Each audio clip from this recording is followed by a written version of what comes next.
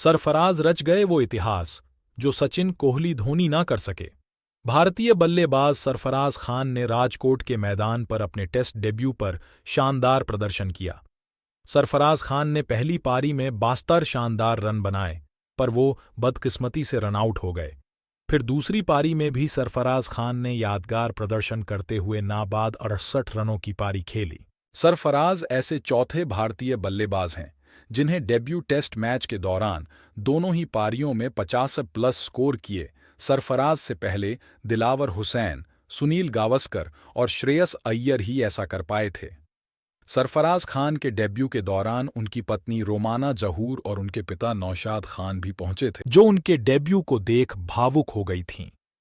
सरफराज के पिता नौशाद खान भी डेब्यू देख रो पड़े थे। बाद में सरफराज उनके गले लग गए। 7 करोड़ से ज्यादा की संपत्ति, करोड़ों की आलीशान कार। सरफराज के बारे में जो मैं आपको बताने जा रहा हूं, जो जानेंगे तो आपका दिमाग घूम जाएगा।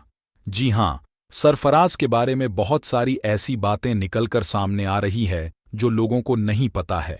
उनकी लाइफस्टाइल से जुड़ी बातें, जैसे कहां घर है, परिवार में कौन कौन है, कितने की करोड़ों की संपत्ति है। दोस्तों, आगे बढ़ने से पहले नए हैं तो चैनल को सब्सक्राइब कर लें, वीडियो को लाइक एंड कमेंट बॉक्स में अपनी राय लिखें। उनके पास कहां कहां से पैसे कमाते हैं, कार में उनके पास काफिलों में क्या है, ये सारी चीजें जब सामने आई हैं ना, तो कई लोगों का दिमाग घूम गया है। कई लोगों को पता ही नहीं था कि सरफराज के पास इतना सब कुछ है। तो एक एक करके आपको सरफराज की लाइफ से जुड़ी कुछ दिलचस्प बातें बताता हूं। सबसे पहली बात तो ये है कि मुंबई में उनका जन्म हुआ था, लेकिन गांव उनका आजमगढ़ में है। दोनों जगह से उनका खास रिश्ता है। सरफराज का जन्म मुंबई में 22 अक्टूबर 1947 को हुआ था, लेकिन उनका जो लगाव है वो यूपी के आजमगढ़ से भी है, क्योंकि वहीं पर उनका पैतृक गांव है और उनके पिता का गांव है। सरफराज की फैमिली मुख्य रूप से आजमगढ़ के सगड़ी तहसील से आती है।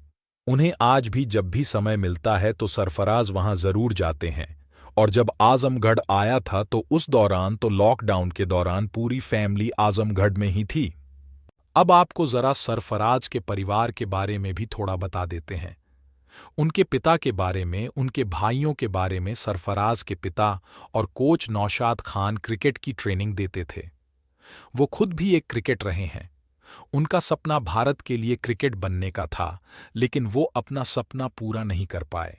लेकिन अपने वो सपना देखा और फिर ठान लिया, नया लक्ष्य बनाया और उसे पूरा भी करके दिखा दिया।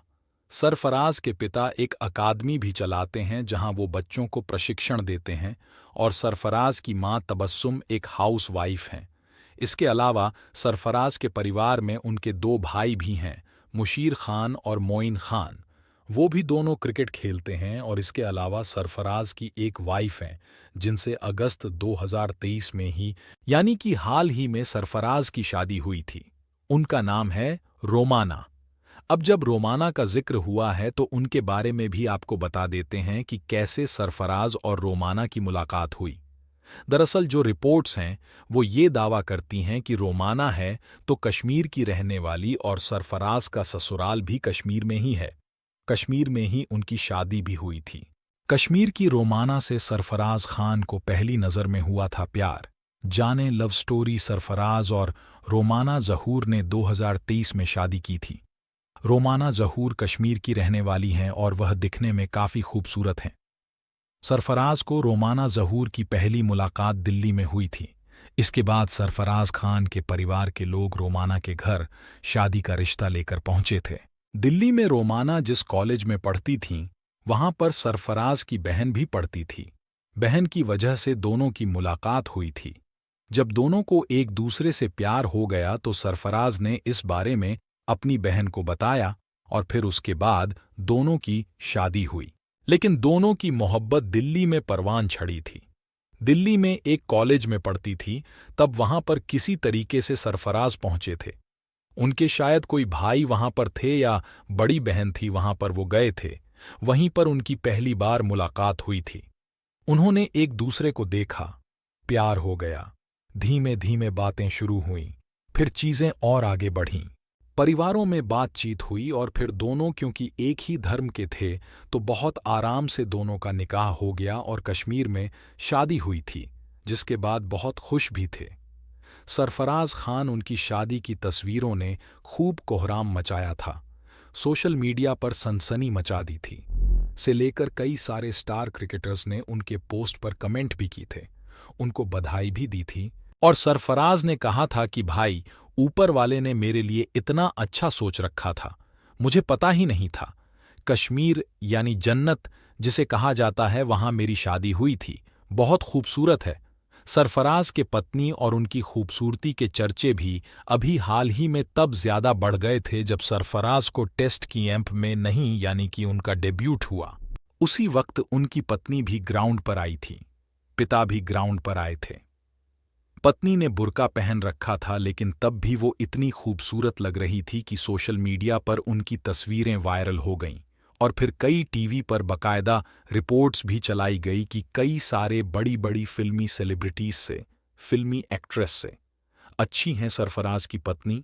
कोई एक और दिलचस्प बात ये है कि बहुत कम लोगों को ये पता था कि सरफराज टीम इंडिया में आने से पहले ही करोड़पति हो चुके हैं।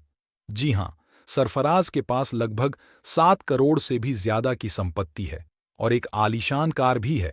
बहुत कम लोग को ये बताएं कि सरफराज खान के पास 7 करोड़ से ज्यादा की संपत्ति है कैसे, क्योंकि लगभग 2015 से वो आईपीएल खेल रहे हैं।